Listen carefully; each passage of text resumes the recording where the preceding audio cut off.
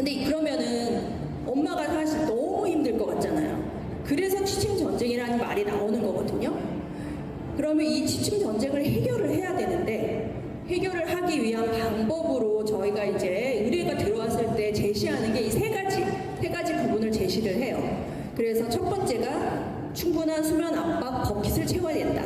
그리고 두 번째 정서 버킷을 채워야 하고요. 그 다음에 경계성 일정 버킷을 채워야 되는데, 그래서 이 세 가지가 공통적으로 이렇게 배분이 되어 있는 게 아니고, 사실 1번부터 순서대로 어느 정도 채워져야 마지막에 그 씨름을 했을 때 경계 설정이 잘 협조가 된다는 거, 이걸 봐주셔야 해요. 우리가 일주기 리듬이랑 수면 압박에 대해서 나올 거고, 기상시간, 취침시간, 그리고 수면 의식에 대해서 다룰 거예요. 그래서 제가 그림으로 지금 보여드릴 수 있는데, 보면 간단하게 우리가 일주기 리듬은 우리 하루 24시간은 내가 하루 한 턴 도는 걸 일주기라고 하죠. 근데 우리 몸이 24시간이지만 생체 리듬의 일주기는 25시간이에요. 그럼 지금 1시간에 오차가 있습니다. 이 오차는 우리가 계절을 지나기 위해서 만들어진 오차라고 합니다. 그리고 우리가 그 일주기를 가지고 아침에 기상을 7시 정도에 한다고 하면, 기상할 때는 뭐랑 같이 기상하냐면 코르티솔과 함께 기상을 해요. 코르티솔은 각성 호르몬이기도 하고 또 스트레스 호르몬이라고도 불리는데, 이 각성 호르몬이 있어야 기상을 할 수 있거든요. 그리고 그때 해를 봅니다. 해를 보고 그 다음에 그 생활을 하는 동안 아데노신이 쌓여요. 근데 아데노신은 수면에 그 쌓이는 호르몬이고요. 이게 12시간에서 16시간이 쌓여야 잠을 잘 수 있어요. 그래서 아침에 7시에 일어나서 11시에 잠들기까지 이 아데노신이 쌓일 만큼의 시간이 깨어있지 않으면 잠을 못 자고요. 그리고 아침 7시에 해를 봐야 14시간에서 15시간 이후에 멜라토닌이 나오는데, 이게 바로 수면 유도 호르몬이죠. 그래서 아데노신이랑 멜라토닌이 없으면 잠을 잘 수가 없어요. 그래서 이런 규칙적인 생활을 해야 되는데, 여기 보면 일주기 리듬에도 1시간에 오차가 있고 호르몬도 오차가 있습니다. 똑같이 나오지 않아요. 그렇기 때문에 우리는 늘 약간 조임새가 느슨한 시계를 가진 사람의 상태로 살고 있는 거예요. 그래서 이 규칙적인 생활을 하지 않으면 늘 사람은 1시간씩 뒤로 밀리면서 산다고 하더라고요. 그러니까 아이는 그렇기 때문에 그 시간을 조임새를 맞춰줘야 되는데, 이 태엽을 감아주는 역할을 하는 게 햇볕이고, 이 햇볕을 아침에 쬐줘야, 성인이든 유아든 마찬가지로 쬐야 그 시간을 맞춰서 생활할 수 있습니다. 요거는 제가 이제 간단하게 라떼는을 가져왔는데요. 저희 때는, 제가 초등학교 때만 해도 TV에서 9시에 방송이 나왔습니다. 아이들 잘하는 방송이 나왔어요. 끄떡끄떡 하시면 저랑 같은 연배신 거예요. 그래서 이 방송을 들으면 제가 잠을 안 자더라도 자야 된다라는 생각이 들어요. 그리고 부모님도 이제 너희들은 들어가라, 우리는 TV 뉴스를 볼게, 이렇게 되는 신호점을 주는 신호가 나왔고, 제 연배 모든 사람들은 전 국민이 이걸 경험했습니다. 그래서 대부분 약간은 9시는 자야 된다, 이런 의식이 있었어요. 근데 지금은 어떠냐면 바깥은 다 밝고요. 세상은 밖이 다 깜깜해져도 핸드폰 세상이 돌아가고 있어요. 근데 지금은 아주 어린 아이들도 핸드폰을 보죠.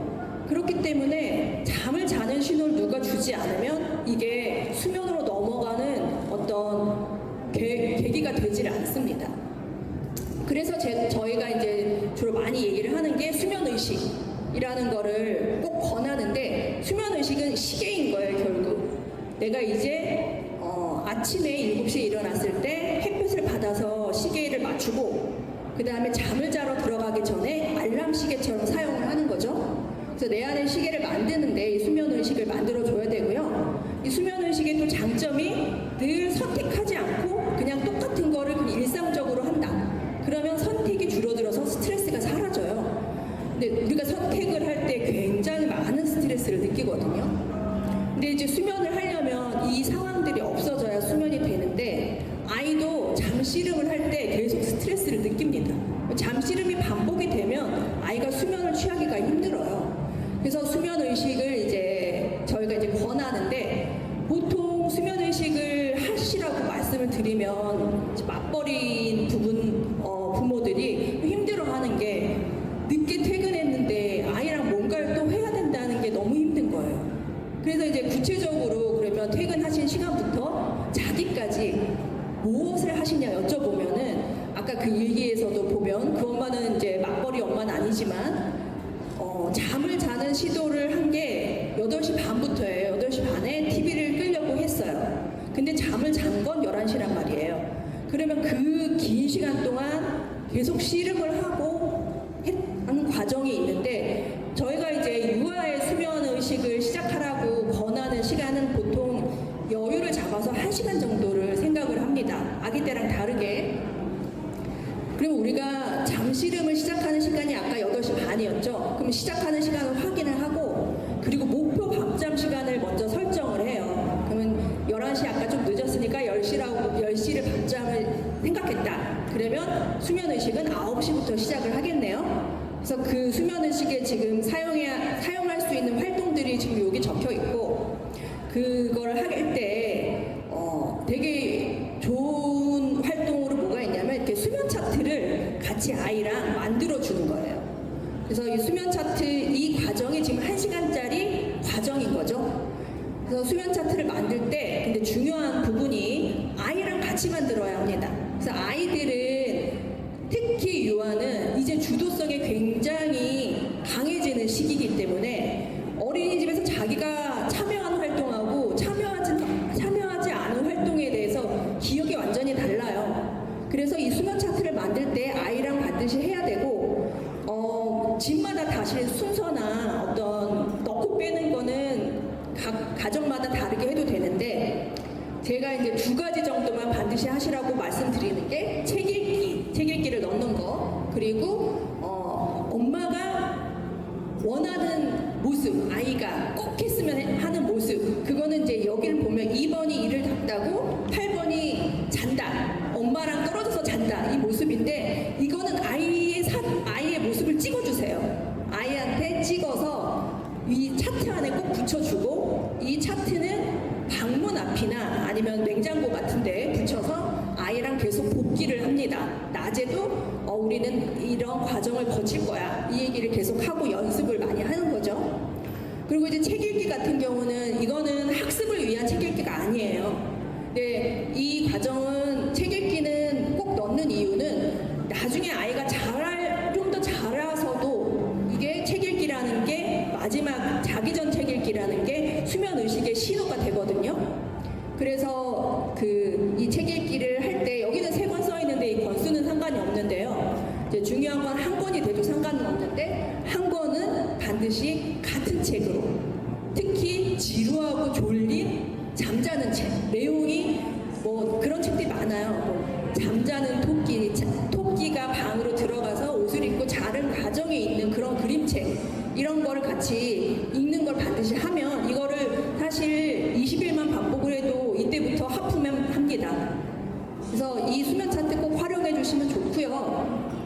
이제 2번째로 채워야 되는 버킷이 정서 버킷인데요. 여기는 이제 정서 버킷을 가득 좀 채워줘야 그래야 이제 그 다음 경계 설정으로 넘어갈 수 있어요. 정서 버킷을 채울 때 지금 이 사진에 보면 4가지가 지금 사진에 제가 있는데요. 첫 번째 있는 게 아이를 막 던졌죠. 이게 거친 몸놀이. 그 아이랑 스킨십도 갖고 아이랑 이제 몸놀이를 하는 것을 사진을 넣었고 2번째는 아이의 관심사를 찾아주기. 그리고 3번째 있는 그네 타고 있는데요. 그네 타기는 뭐냐면 감각을 채우는 거예요. 아이들이 아직 감각이 각 아이들마다 발달하는 속도가 다 달라요. 그래서 이때 근데 수면에 도움되는 감각 요거를 채워주면 좋고요. 4번째에 나오는 거는 30분 동안 스페셜 타임을 갖는 거예요. 그래서 이 4가지 버킷이 있습니다.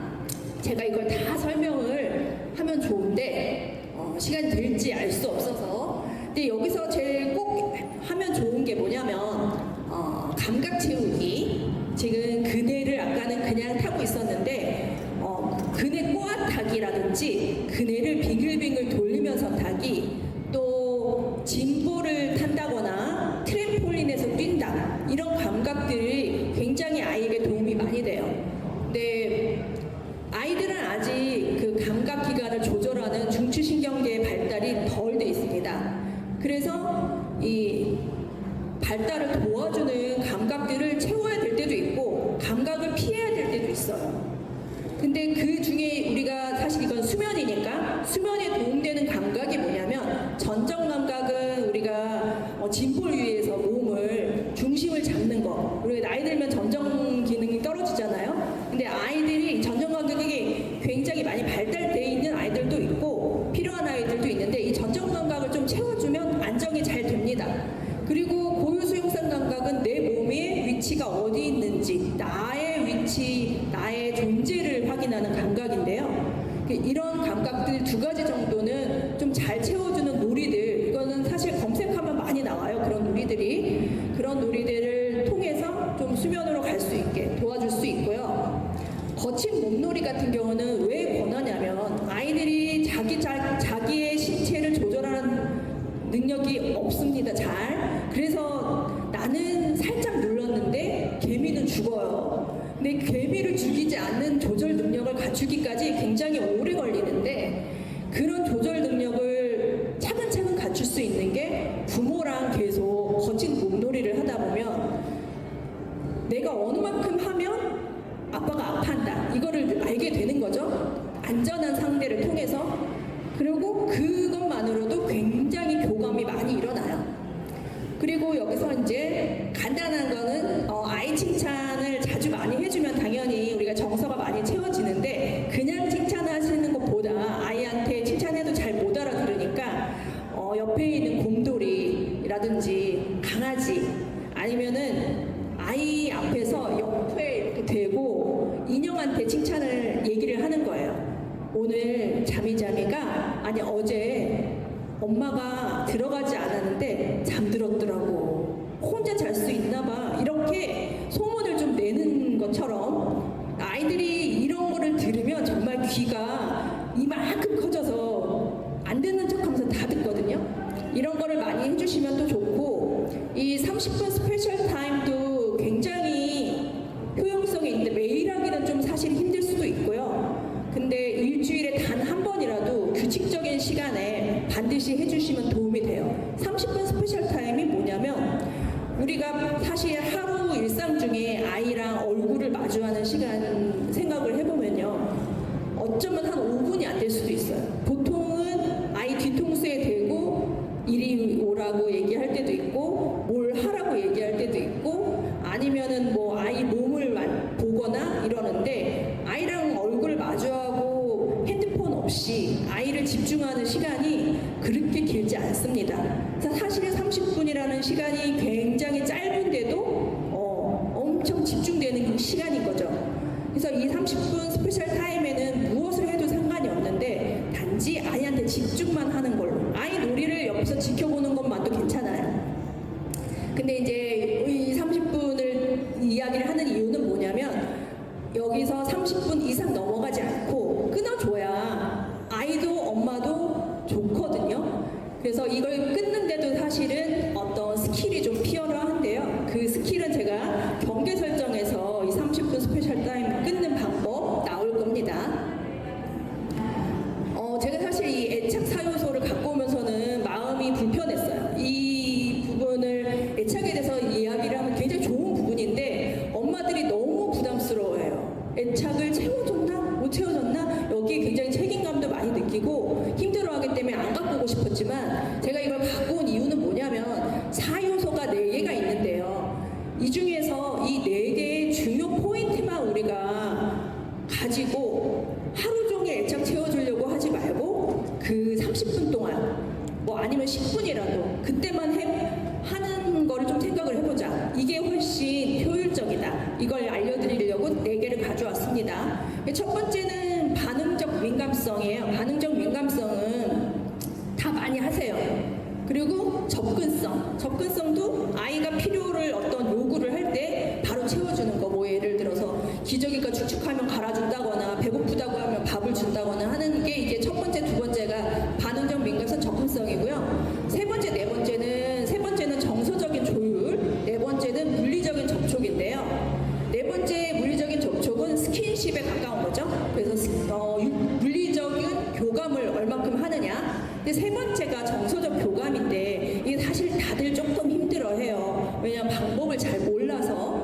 근데 이 정서적 조율에서 우리가 팁으로 생각할 수 있는 게 아이의 행동을 부모가 언어로 돌려주는 거, 이거를 잠깐씩만 해도 교감이 굉장히 많이 일어나고 애착이 많이 채워져요.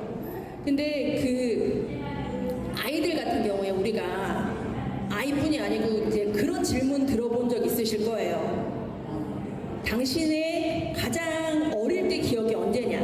그러면 저도 이제 5살의 기억이 제일 처음 기억인데요. 보통 만 3세를 기점으로 기억이 바뀌어요. 그래서 감정적인 어떤 충격, 임팩트가 있는 기억일 경우에는 그 전 기억도 남는데 만 3세 이후의 기억을 대부분 기억을 하는 이유가 뭐냐면 그 전에는 우리가 언어가 구조화가 안 돼 있기 때문에 기억에 구조를 시켜서 저장을 못 합니다. 감정적인 어떤 한 순간의 기억은 기억을 해도 그래서 그 세돌 이후에 언어가 구조화되면서 기억이 저장이 잘 되는데요. 그래서 이 세 번째 보면은 아이의 정서적 반응이나 감정, 어떤 행동을 언어화 시켜주는 게 굉장히 아이에게도 되게 도움이 많이 되고 애착을 쌓는 데 도움이 되는 거죠.